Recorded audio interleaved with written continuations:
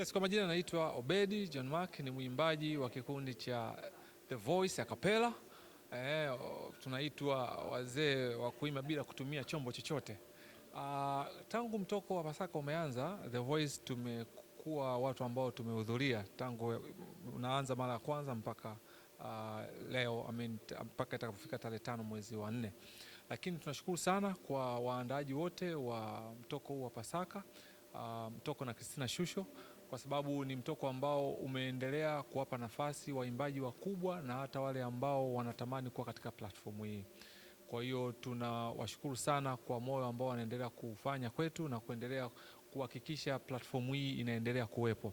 Lakini tunashukuru vile kwa serikali kwa kuendelea kutupatia nafasi ya kuendelea kufanya matamasha kama haya, tukifurahia amani na utulivu ambao upo, ili tuweze kufanya matamasha haya kwa furaha, tukiwa na uhakika wa kwenda na kurudi bila tashwishi yote. Kwa hiyo tunapenda kushukuru sana serikali yetu, na tunapenda kuwashukuru kama nilivyosema hapo awali waandaaji wa tamasha hili la mtoko na Christina Shusho kwa kazi kubwa ambayo wanaifanya, na tutafurahi sana kumwona Mheshimiwa Waziri Mkuu ambaye atakuwa ni mgeni rasmi. Tunamwombea kusiwepo na ratiba yote itakayoingiliana na majukumu yake, lakini awepo, tushirikiane pamoja, tufurahi pamoja, kwa sababu naamini naye ni mdau mkubwa sana wa nyimbo za Injili.